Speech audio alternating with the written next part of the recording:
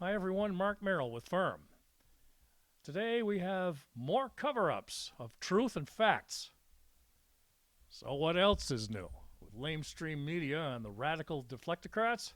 Now, the problem all of us civil, sane, and unbiased Americans in our country and state is that the louder they scream and the more they threaten our constitutional rights and freedoms, the more we the people, the majority population, just ignore them. Or try to, anyway. Isn't that about the 1% to 3% of the 350 million Americans here in this country who throw their ill-gotten billions of dollars at network promos and trusted newscasts since God knows when? Yeah, fill in the blank. We're going to take a look at some of the protesters' behaviors in pictures, folks, for our podcast today on cover-ups and of truth and facts, and some audio of political candidates and media anchor news desk pundits plug-in as well.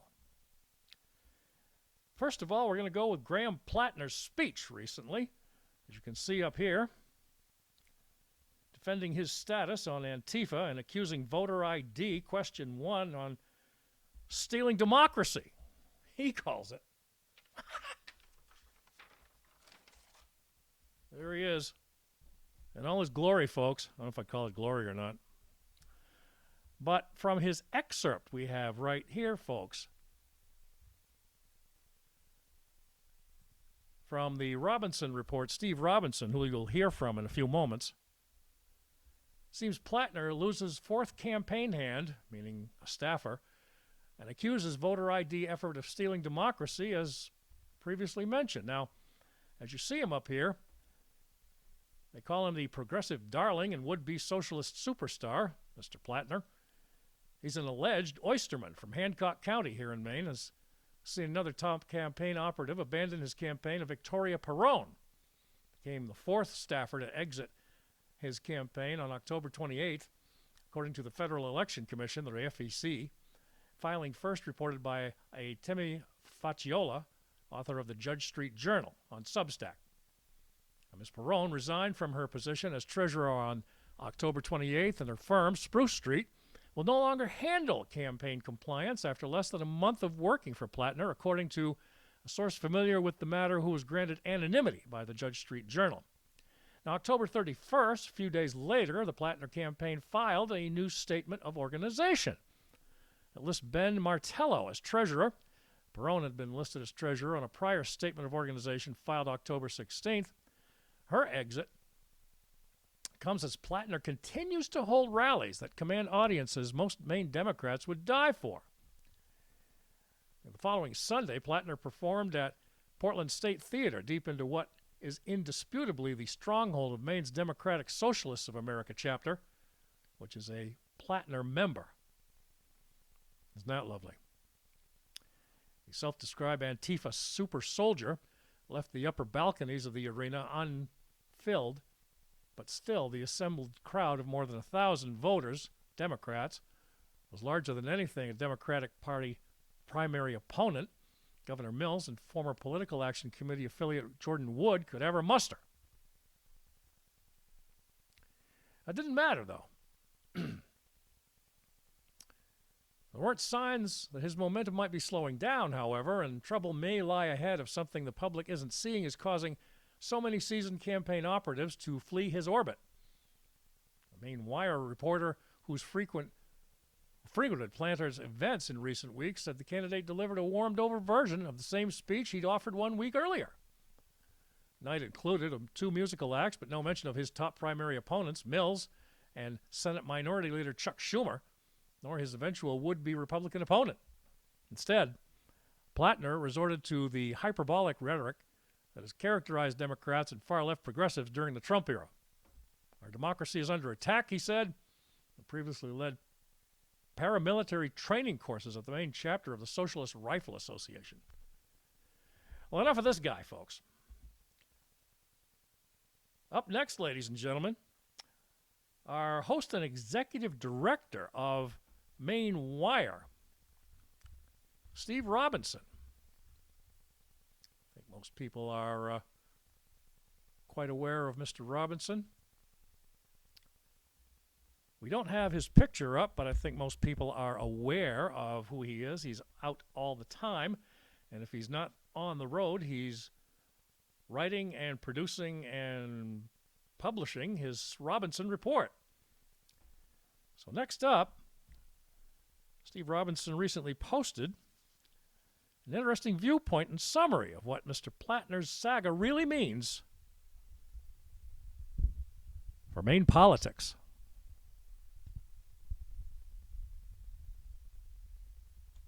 I think the real lesson here for the rest of us, the lesson that Graham Platner's conflict with Chuck Schumer and Janet Mills and the National Democratic machine provides for America, but especially for Mainers, is a lesson about leftist morality.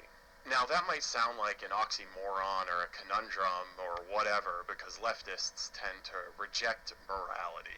They're either postmodernists or they reject the Judeo-Christian moral foundation and biblical tradition. They prefer instead some humanist vision of man-made morality, when they're not simply relying on morality that dominates in the animal kingdom. But leftist morality does indeed exist. It has a kind of religious fervor. They may not call it religion or morality.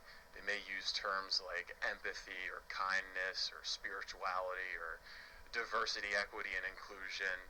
Most oftentimes what these leftists call morality is really just the Christian tradition hollowed out into a moral skin suit and worn around by people who insist the Bible is just a dusty book full of fairy tales.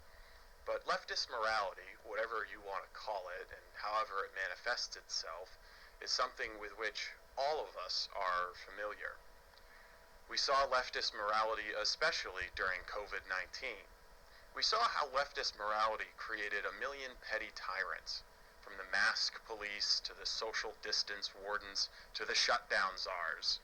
For leftists, the peak of moral virtue became doing whatever Anthony Fauci and Nirav Shah and Janet Mills said. To hell with the science or common sense. We see leftist morality today as well in the cult of transgenderism. Leftist morality demands that we affirm every toddler and teen's imaginary self-image. Politicians and administrators at schools are enforcing leftist morality when they demand that our daughters risk athletic competition against mentally ill young men. Leftist morality is what makes executives at Fortune 500 companies put he, him in their signatures, or discriminate against white men in the name of equity, or pay low IQ diversity consultants hundreds of thousands of dollars to blabber on about microaggressions or whatever the latest imaginary grievance is.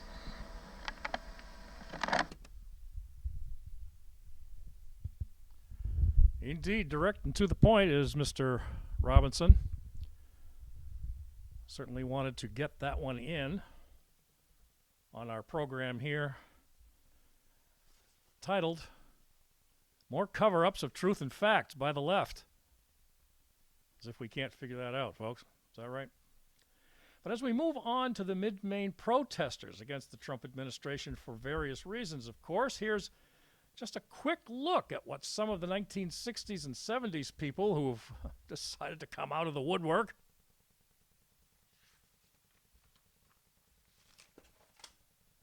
hope you get a kick out of some of these, folks. Some of these bumper stickers, I think, were made by organizations locally in Maine and didn't know what the hell they were talking about when they decided to publish them. We'll look into some of them who have websites on them. But get a look at this one. This one we took about a month ago. And this is right in the center of Waterville, Maine. Busiest hub there is in Upper Main Street, where there's a shopping plaza, actually a couple, car dealership, food organizations, you name it. War is not the answer. Is that right? Well, gee whiz. I mean, you're giving credit to Donald Trump for solving 6 or 7 of them in his first 8 months in office? 9 now? Ha! That's a slap. Better take that sticker down right there. Now. Or this one is a kicker, folks. Hope you can read it, but we'll read it anyway. Everyone does better when everyone does better. Wow. I'm not impressed. Or how about, if you're not outraged, you're not paying attention. Hello? Paying attention? Yikes.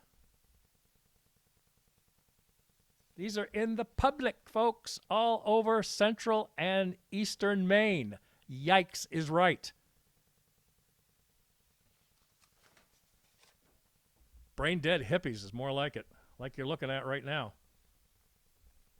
Here's a few of them, folks. Gotta love the one there on the far side over here that says turn off lying Fox News and save our society. But how about also do not obey in advance? Not quite sure what this lady's getting at. You? We welcome your comments, by the way, right here. fairnessinreportingmedia@gmail.com, fairnessinreportingmedia@gmail.com, 24 hours a day, 7 days a week, okay? Hope you're paying attention. Not so much to them. Next.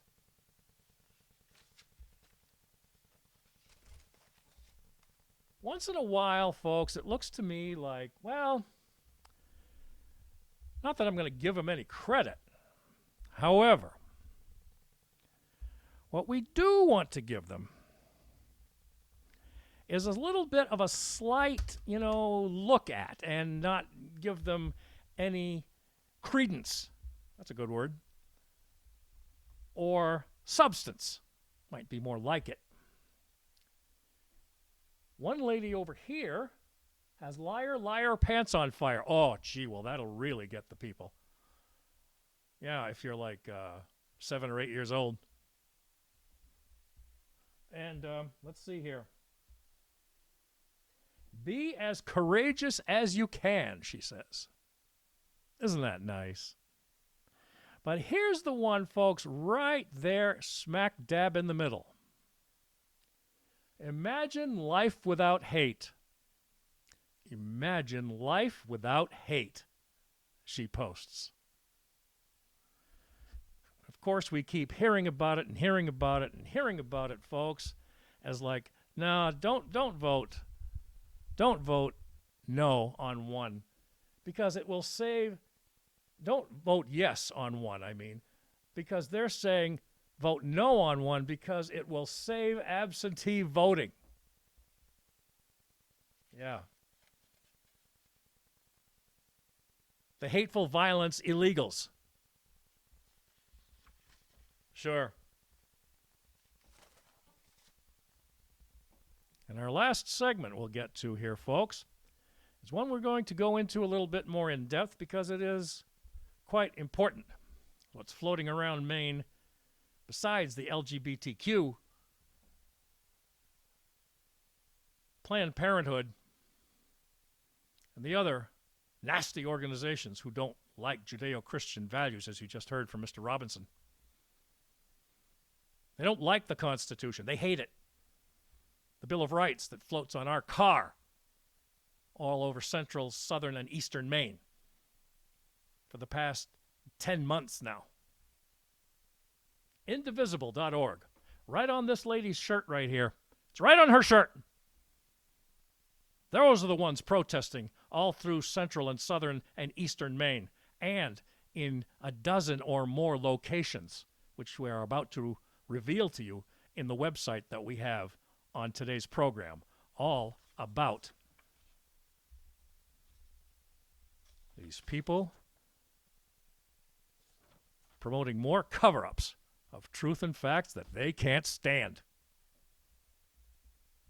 Her shirt says Indivisible Mid-Maine, but it's part of this organization, indivisible.org. And here's the truth, folks. Facts, reality, and common sense. whether she likes it or not, or they like it or not.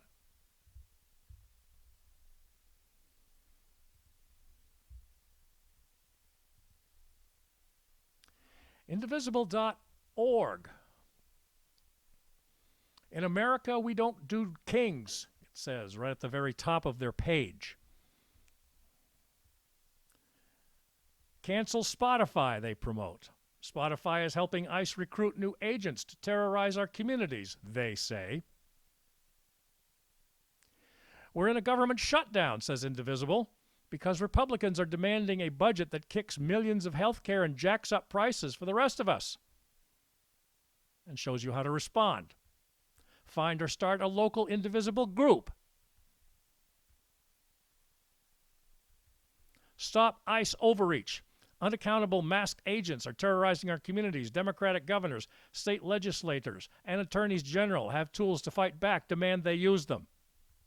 This is what Indivisible is all about, folks. What's the plan? They have a weekly chat coming up this time around the middle of November. Actually, the first week of November, November 6th, just after the November 4th elections. We'll be voting here in Maine, specifically on Question 1 and Question 2. It says every Thursday, weekly. Co-founders Ezra Levin and Leah Greenberg help wade through the week's news, answer your questions, and provide timely calls to action. It doesn't say where, but it says a button where you can register for their events.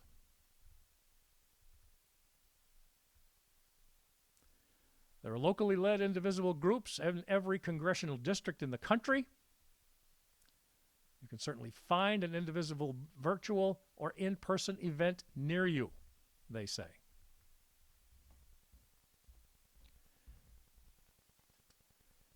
As we keep on going here, folks,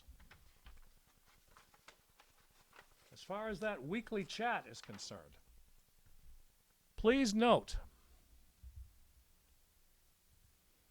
down below on this map right here, I think we can show it a little bit better.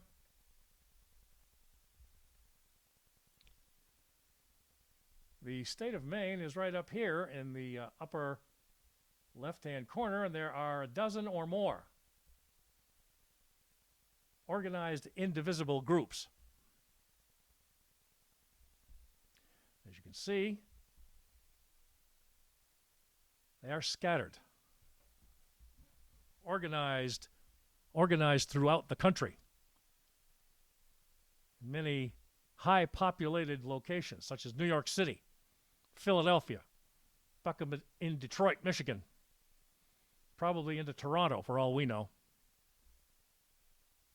And there it is once again, folks. Next call is November 6th at 3 p.m. Eastern Time. Ezra Levin and Leah Greenberg are co-founders for Indivisible to help wade through the week's news. Oh, God. Answer your questions and provide timely calls to action. Yeah, calls to action. They do promote non-verbal confrontation. Trust me, folks, I've experienced it many, many, many times already. Almost in the past year. Go over there and try to talk to them. We don't talk to people like you, she says, the leader. I can't tell you her name. She won't give me her name. But they sure as heck like to throw the garbage and the hate against the Constitution of the United States.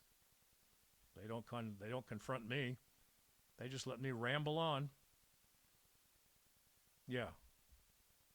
About the Constitution. How important the Bill of Rights is. More than their vile venom. All they do is sneer at me and walk away.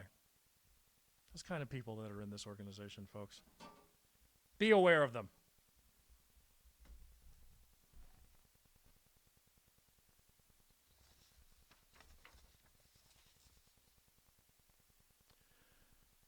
And wrapping things up here, folks, we do have some positive news to give to you, and we're going to do that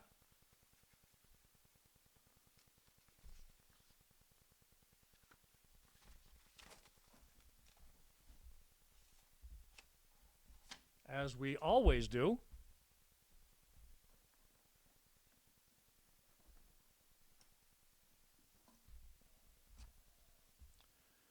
And as we give it here, folks, once again, we will end our program with fairnessinreportingmedia@gmail.com, fairnessinreportingmedia@gmail.com.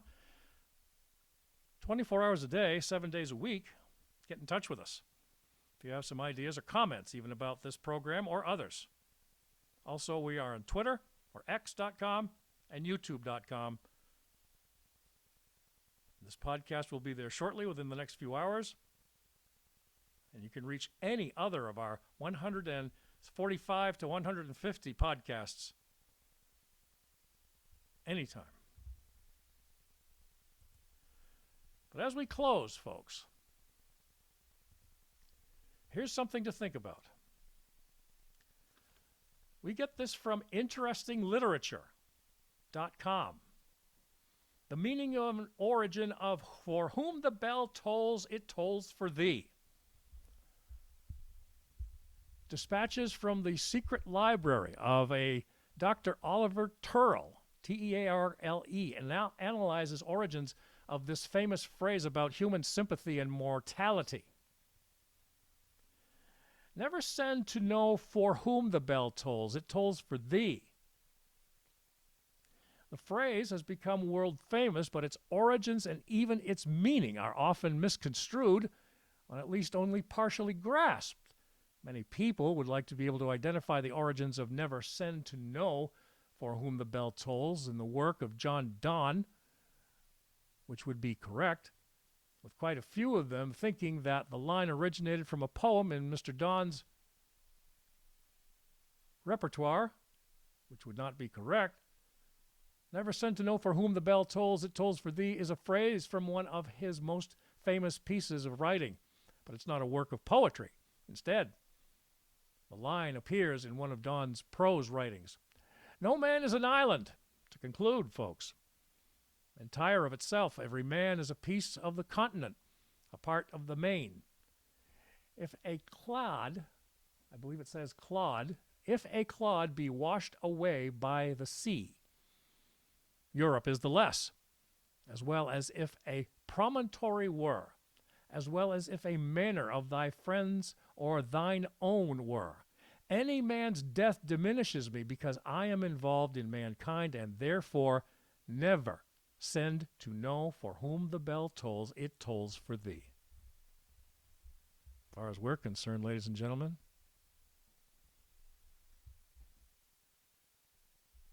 words to live by.